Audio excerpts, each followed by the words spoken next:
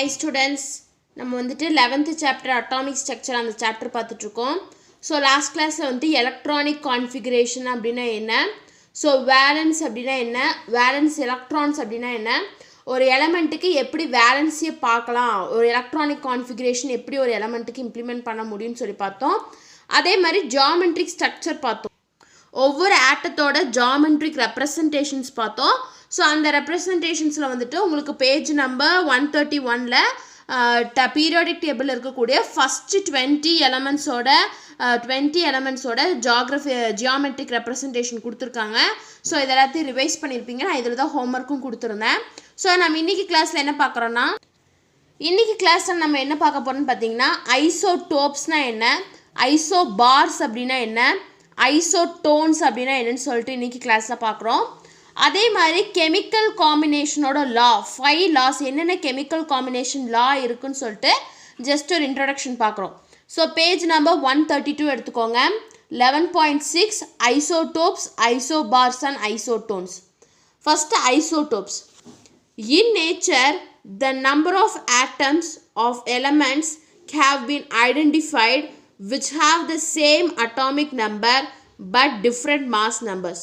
So நேச்சரில் வந்துட்டு ஒரு எலமெண்ட்டை நம்ம எப்படி ஐடென்டிஃபை பண்ணுவோம், அதில் எவ்வளோ ஆட்டம்ஸோட நம்பர் இருக்குது அப்படிங்கிறத பேஸ் பண்ணி தான் ஒரு எலமெண்ட்டை வந்துட்டு நம்ம ஐடென்டிஃபை பண்ணுவோம். ஸோ அந்த எலமெண்ட்டுக்கு வந்துட்டு, அப்படி இருக்கக்கூடிய எலமெண்ட்டுக்கு வந்துட்டு சேம் அட்டாமிக் நம்பர் இருந்து டிஃப்ரெண்ட் மாஸ் நம்பர்ஸ் இருக்கும். For example, take the case of hydrogen atom. It has 3 atomic species as shown below. So வந்துட்டு ஒரு ஹைட்ரஜன் ஆட்டம் எடுத்துக்கோங்க. ஒரு ஃபார் எக்ஸாம்பிளுக்கு சொல்கிறாங்க, ஒரு ஹைட்ரஜன் ஆட்டம் எடுத்துக்கிட்டிங்க அப்படின்னா அதில் 3 அட்டாமிக் ஸ்பீஷீஸ் இருக்கும். என்னென்னு பார்த்தீங்கன்னா, புரோட்டியம் இருக்கும், டியூட்ரியம் இருக்கும், அதே மாதிரி ட்ரிட்ரியம் இருக்கும். ஸோ ஒரு ஹைட்ரஜனுக்கு வந்துட்டு 3 அட்டாமிக் ஸ்பீஷீஸ் இருக்குது. The atomic number of all the 3 isotopes are 1. So இந்த 3 ஐசோடோப்ஸுக்கும் வந்துட்டு அட்டாமிக் நம்பர் என்னன்னு பார்த்தீங்கன்னா 1ஆக தான் இருக்கும். But the mass number is 1, 2 and 3. So இதுக்கு வந்துட்டு ஒரே அட்டாமிக் நம்பர், இந்த 3 ஐசோடோப்ஸுக்கும் ஒரே அட்டாமிக் நம்பர் தான் இருக்குது. ஆனால் ஒவ்வொரு ஐசோடோப்ஸோட நம்பரும் வந்துட்டு, ஒவ்வொரு ஐசோடோப்ஸோட மாஸ் நம்பரும் வந்துட்டு சேஞ்ச் ஆகுது. Other such examples are carbon. So carbon எடுத்துக்கலாம், குளோரைன் எடுத்துக்கலாம். ஸோ இது எல்லாமே வந்துட்டு இந்த ஐசோடோப்ஸ்க்கு எக்ஸாம்பிள் தான். On the basis of these example, isotopes are defined as the different atoms of same element having same atomic number but different mass number.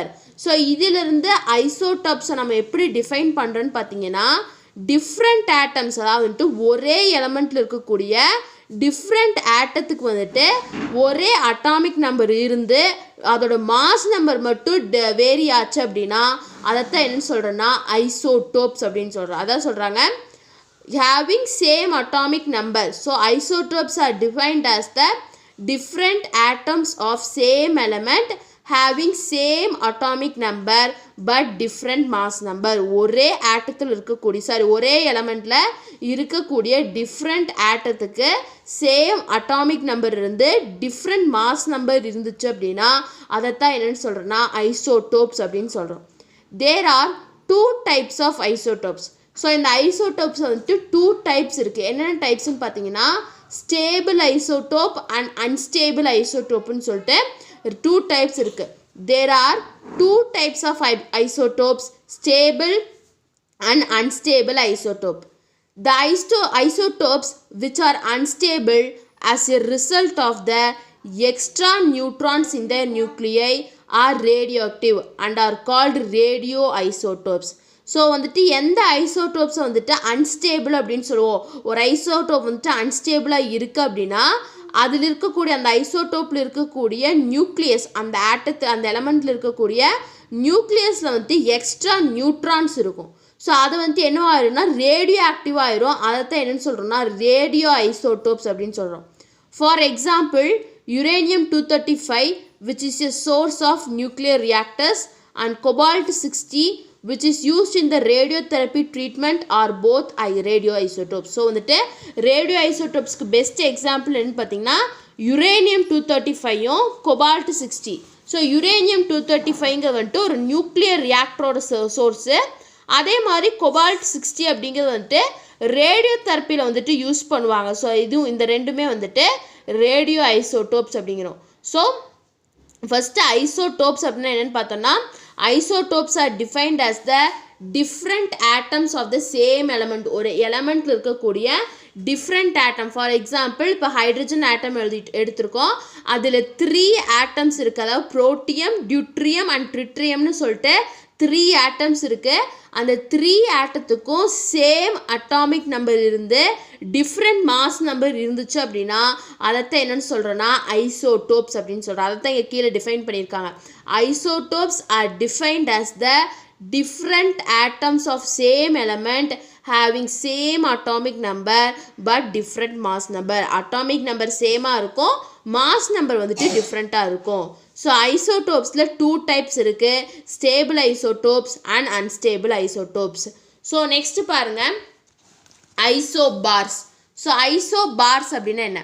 let us consider 2 elements, calcium atomic number 20 and argon atomic number 18. So கால்சியத்தோட atomic number என்னென்னு பார்த்தீங்கன்னா 20, அதே மாதிரி ஆர்கனோட atomic number 18. So இந்த 2 எலமெண்ட்ஸை நம்ம எடுத்திருக்கோம். பாருங்கள், அந்த 2 எலமெண்ட்ஸோட ஜியோமெட்ரிக் ரெப்ரசன்டேஷன் கொடுத்துருக்காங்க. They have different number of protons and electrons. So அது என்ன இருக்குது? ப்ரோட்டான்ஸ் அண்ட் எலக்ட்ரான்ஸ்க்கு வந்துட்டு டிஃப்ரெண்ட் நம்பர், வேரியாக இல்லை, சேமாக இல்லை, டிஃப்ரெண்ட்டாக இருக்குது.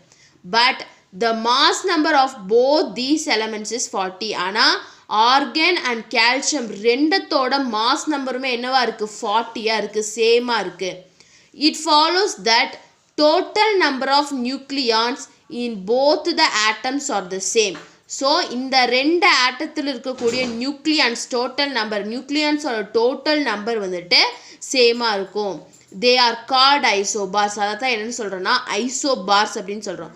ஸோ மாஸ் நம்பர், அதாவது வந்துட்டு அட்டாமிக் நம்பர் டிஃப்ரெண்ட்டாக இருந்து மாஸ் நம்பர் சேமாக இருந்துச்சு அப்படின்னா அதை தான் என்ன சொல்கிறோன்னா ஐசோபார்ஸ் அப்படின்னு சொல்கிறோம். Atoms of different elements with different atomic numbers and the same mass number are known as isobars. So அதான் சொல்கிறாங்க, எந்தெந்த ஆட்டத்தில் இருக்கக்கூடிய எலமெண்ட்ஸுக்கு டிஃப்ரெண்ட் அட்டாமிக் நம்பர் இருந்து மாஸ் நம்பர் சேமாக இருந்துச்சு அப்படின்னா அதைத்தான் வந்துட்டு ஐசோபார்ஸ் அப்படின்னு சொல்கிறோம். நெக்ஸ்ட்டு பாருங்கள் ஐசோடோன்ஸ் அப்படின்னா என்ன? The above pair of elements boron and carbon. So மேலே பாருங்கள் boron and carbon கொடுத்துருக்காங்க. ஸோ ஃபிகரில் பார்த்தீங்கன்னா boron and carbon கொடுத்துருக்காங்க. பாருங்கள் 2 எலமெண்ட் boron and carbon கொடுத்துருக்காங்க. பாருங்கள் the above pair of elements boron and carbon has same number of neutrons. So ஒரு எலமெண்ட்டில் எப்படி நியூட்ரான்ஸை கண்டுபிடிக்கணும்? Mass number minus atomic number. So போரானோட மாஸ் நம்பர் என்ன? 11.